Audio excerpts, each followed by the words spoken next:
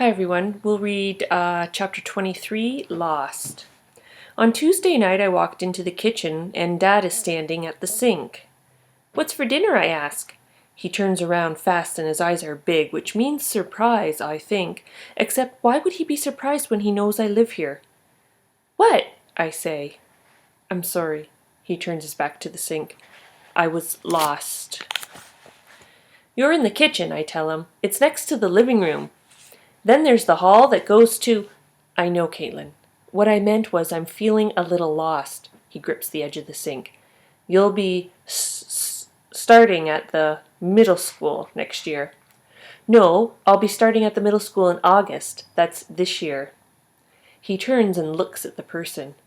"Are you—" He stops and puts his hand over his mouth. Then he takes it away again. "Are you okay with going to that school?" "Virginia Dare?" He sucks in his breath when I say it. "Devon's school?" He closes his eyes. I shrug. "I guess. They don't have recess in middle school, and I don't like recess." Dad opens his eyes, but he still stares at the air. "If I could afford to pay for a private school for you, I would." People talk about private schools, but I don't know exactly what they are, so I ask, "Does private mean I'm the only one in the school? Because I'd like that a lot." "No, of course not." "So it's just like a regular school?" "Pretty much." I shake my head. "Then I don't want private. I'm fine with the regular one." He nods and lets out a big breath. Okay. Chapter 24 is called Found. I don't have my Mrs. Brooke time because she's still visiting her difficult sister. Instead, I have to go to recess with the rest of the class and miss little kid recess. I lost my friend in little kid recess anyway, so I don't really mind. What I do mind is passing Michael's class in the hall on the way back and seeing Josh give him a high five. I don't look at Michael, but he says, "Hi, Caitlin," even though there is no talking in the halls, and out of the edge of my eye, I see him give me our special wave, except I don't think it's so special anymore, so I don't wave back. My class goes into the computer lab. Mrs. Johnson says we have free time and can look up any topic we want to learn more about as long as it's not computer games. I read about Eagle Scouts and Eagle Scout projects. None of them are as good as Devon's chest, except that they're finished. I get a recess feeling in my stomach and try not to think about the Eagle Scout project that never got to exist or the Eagle Scout. I start stuffed animaling the computer monitor with the window behind it into one big grayish blur until I hear Mrs. Johnson's voice in my ear that we have 3 minutes left and if there's one last thing we want to look up, now is the time. I suddenly remember I should be researching closure because maybe there's an even better definition than in my dictionary, so I look it up and this is what I find. The act of bringing to an end, a conclusion. Example, they finally brought the project to closure. I see Devon's Eagle Scout project in my head and think about how much he wanted to finish it and become an Eagle Scout and how much he is going to teach me how to do woodworking too. And then I start shaking my hands fast and my heart is pounding in my ears and it's hard to breathe and I hear moaning and it must be me because Mrs. Johnson says, "Caitlin, are you all right?" And I hear myself scream to the whole world and I think in my head, "Now I know how to experience an emotional conclusion to a difficult life event." And Mrs. Johnson is gripping my shoulders and shaking me, and I don't even mind.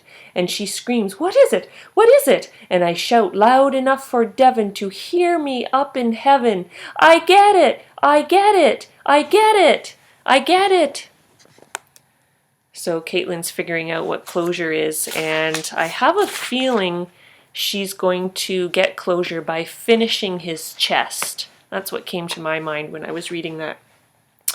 And we'll go with chapter 25 because it looks like a short one. When Dad picks me up early at school, he starts asking me about my TRM. But I tell him, "We need to go to Lowe's." "What?" "Right now." "What's all this about, Caitlin?" "Closure. Drive fast." His voice keeps going, but I'm too busy bouncing in the back seat to hear the words. I run into Lowe's and race up and down the aisles, and Dad is chasing me, saying, "Caitlin, Caitlin!" "Excuse me, ma'am. Sorry, Caitlin!" "Excuse me." Until I find the place with the hinges, and I'm panting with excitement. And I shake my hands for Dad to hurry up, and he's panting too, and says, "Caitlin!" But I say, "Which ones?" as I rattle the different sized boxes of hinges. He is still panting, but doesn't say anything right away until he says, "What are you talking about?" "The hinges! Which ones do we need?" He tilts his head. "For what?" "The chest!" Why doesn't he get it? Chest? Devon's chest, his Eagle Scout project. Dad's shoulders slump and his head falls. He puts a hand on his forehead and closes his eyes. "Can I help you?" a man in a red apron says. I look at Dad. He is not helping, so I say yes, even though I don't like talking to strangers. "We need hinges for the chest." "What kind of hinges?" I look at the person. "You are no help either." He looks at Dad. "We don't need any hinges today," Dad says quietly. "Why not?" I ask. "I'm not ready to work on the chest." "Well, I am." "We need to talk about this first." "Okay, talk." "At home." "Then we'll have to come right back to Lowe's again." "Later," he says. "What time?" "I don't know." "Can't we just talk about this in the car and then come back in again?" He turns and starts walking down the aisle, passing people who look at him and then at me. When he gets to the end of the aisle and turns right and disappears, I am left with all the strangers staring at me. I start crying and run down the aisle, screaming for Dad, and even though I find him, I cry all the way to the car and all the way home, and for a long time in my hidey hole in Devon's room, wrapped up in my purple fleece because Dad says he's not interested in working on the chest and not to ask him again for a very long time. Okay, and I think I'll try to read one more chapter. We're just knocking these down. Chapter 26, Eagle Scout. I get a special phone call at school. It's from Mrs. Brooke. I get to go all the way to the office and talk on the phone at the front desk. Mrs. Brooke says she just wants to talk to me personally and see how I'm doing because she can't come back to school for a few more days. I tell her all about how I finally found closure, but Dad won't cooperate even though I know how to get us there. She says I have to be patient and keep trying. Sometimes things don't work the first time, but then eventually they do. Like finesse? Exactly. And making friends? Yes. Even for me? Absolutely. I have confidence in you. You just have to keep trying. Josh is walking into the principal's office when I get off the phone. He turns his head to me and whispers, "Loser." "I know," I tell him, "but I'm going to keep trying." He shakes his head and snorts.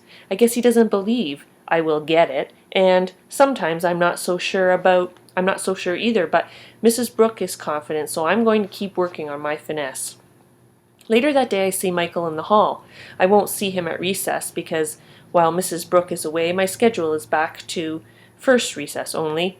Even though he is not my friend anymore, I do say, "I found closure, but I still have to work at it." I had to tell him. I promised, Scout's honor.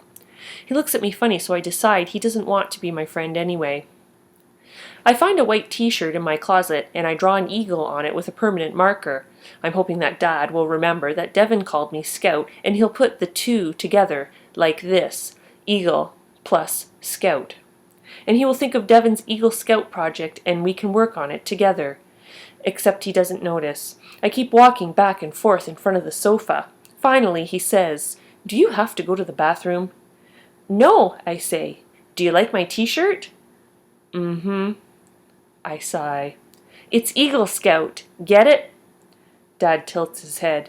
"It's a picture of an eagle, and I'm Scout." "Oh. So, are you ready to work on the chest yet?" He shakes his head. "Dad, we need to finish the chest." He shakes his head again. "Why not?" "We don't even have all the wood." "We can buy some." "It's special wood." "Well, how special?" "It's a mission chest." "What does that mean?" "It's a style of furniture that requires quarter-cut oak. The wood is expensive and it's difficult to work with." But I can help. It can be a group project. Mrs. Brooks says I need to practice working on group projects, so this will be perfect. Dad leaves the living room. I think about quarter-cut oak and how I still don't actually know what that means. I know what an oak is. We have an oak tree in the backyard. I know what a quarter is. I have 47 in my state quarters map, because Illinois and Florida and Iowa fell out and are under my bed somewhere, I think. And I know what it means to cut something. I look up quarter cut in my dictionary, but there's no definition. I guess I have to put it together myself, so quarter cut oak is oak you cut with a quarter. I have 46 quarters in my state quarters map now because Virginia is coming out to cut the oak tree.